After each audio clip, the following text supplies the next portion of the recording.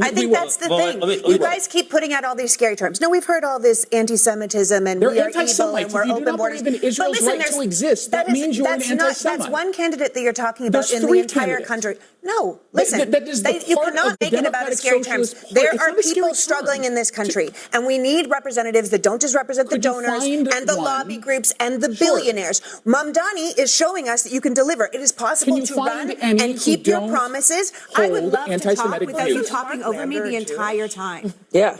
Well, maybe he's talking over because you don't make any damn sense, you dimwit. Here we have these liberals on CNN completely losing their minds after this conservative accuses the Democratic Party of embracing socialism, open borders, and far left policies for everyone to see. And from there, things completely go off the rails. Take a look. Is the message that is being sent to national Democrats as a result of it? Yeah, I think it's a reckoning. I think it's a wake-up call. I think people are trying to say over and over again that we're tired of how the game has been played. We've tried it your way. We've tried it with your consultants. We've tried it with you reaching across the aisle, and we're tired. And we want people who are looking out for the people, and that's what Mamdani represents. They're pulling the brand leftward. I mean, the Democratic Party now is the Democratic Socialist Party of America.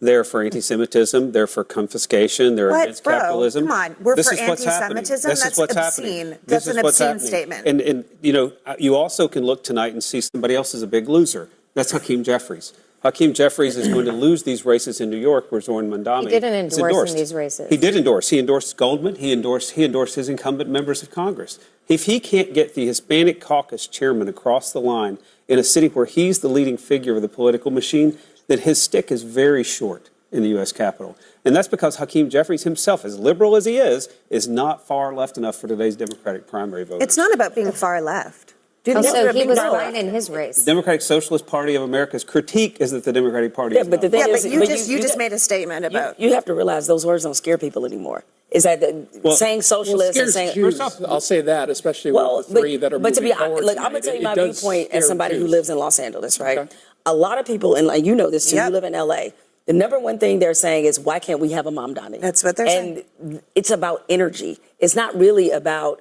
some of the things you guys have named. They look at him doing things. They look at him sort of breaking the mold about and imagining things in a different way. Daria Lisa Avila Chevalier is one of the more controversial candidates. CNN earlier in the year reported that she had deleted previous Twitter posts expressing views for abolishing police, prisons, borders, seizing private property, nationalizing major industries, calling into question Israel's right to exist.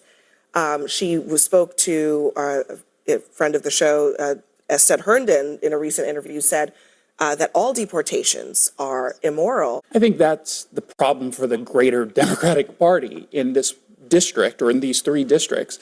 You have the ones who are the furthest to the left, who under no uncertain terms support open borders, do not support any deportation. And even in that podcast interview, I mean, she was given a follow-up of, even if it's a murderer, even if it's a rapist, no, they shouldn't be deported. Republicans are very obviously going to take advantage of this, and it's going to hurt the Democrats nationwide. You could win in New York, you can win in Seattle, you can win in Portland and Los Angeles, but that's where you're going to win. And if we're able to define the Democrats who have tried to run away from this label of being socialist, being open borders, being, pro-crime or anti-Israel, if that's the goal of the Democratic Party to run from that, you're not going to be able to do that But you forget one important thing. People are broke. That's the other part you forget, is that the affordability crisis in this country, I think, is a major win for a lot of Democrats. Republicans don't lose anything tonight in these districts, but they are going to be dealing with some of these far left candidates in, say, Maine. I mean, to come up for Congressman Golden's position, you guys put someone very far to the left, and that's now going to go into the Republican camp. We're going to pick that seat up. When you're going into moderate... I don't think you will, my friend. I think that's the thing. You guys keep putting out all these scary terms. No, we've heard all this anti-Semitism and we are evil and we're open borders. But Israel's right to exist. That means you're an anti-Semite. That's one candidate that you're talking about in the entire country. No, listen, you cannot make it about a scary terms. There are people struggling in this country, and we need representatives representatives that don't just represent the donors and the lobby groups and the billionaires. Mamdani is showing us that you can deliver. It is possible to run and keep your promises. I would love to talk without you talking over me the entire time. Yeah. That's how Yes, and he's also out there saying that he's going to align himself with the folks that do not believe in Israel's right to exist. If you want to throw that lob, I'd say find me an extreme MAGA politician that's not bigoted. I would say the same thing. What about what Jamel is saying? I mean, part of what's happening is that Democrats are actually learning from what Republicans did. I don't think they're learning. I don't really think they are learning. I mean, I think if you look back, this happened to us. In 2010 and 2012, you can look at candidates like Sharon Angle and Richard Murdoch and Todd Akin. We left a lot of Senate seats and House seats on the table because we did things that made the most radical people in our party happy. And you guys are celebrating, oh, we're taking our party back. We're finally sending a message. It's a message that swing voters are going to be scared of. Congresswoman Chevalier, Congresswoman-elect Chevalier, I'd like to invite her to come campaign in any of the districts where I'm working with candidates this year. She would be welcome. We might pay her travel expenses. I would like her to be an ambassador of the Democratic Party. But she's not an ambassador of the Democratic Party. Sure she is. Of course she is. Won tonight. You just said that. No, she's not. But I'm sorry, but aren't you celebrating the unity that she's bringing to the base of the Democratic Party? You're saying that she's energizing everyone. No, we're going to point that out. I think we started this by saying her race was the closest, that Mamdani was the thing that we were celebrating, and Mamdani is showing that politicians can, again, I'm speaking and you keep talking over me. I would love to finish a debate show.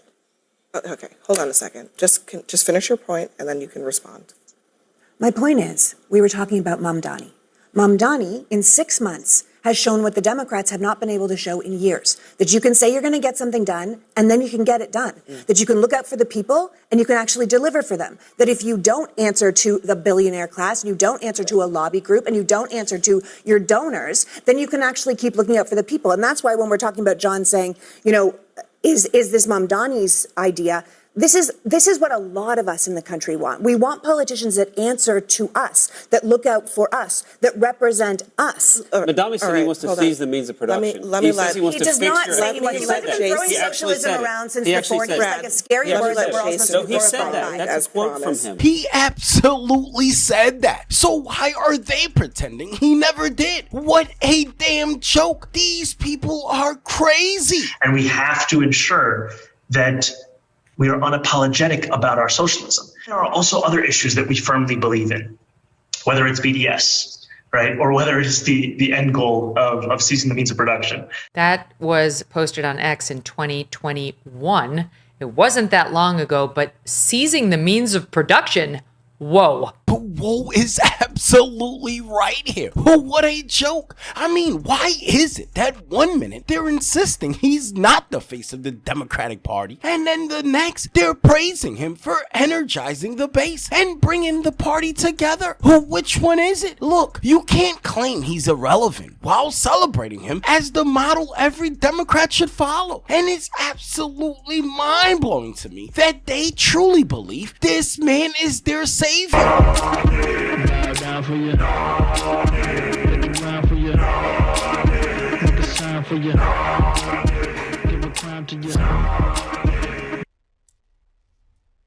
Once you do it, it's out there. It never comes back. It's there. Didn't think it was going to be on CNN. It's there, and there it is. How many more New Yorkers will you detain? How many more New Yorkers without charge? Do you believe in the First Amendment? Do you believe in the First Amendment, Tom Homan?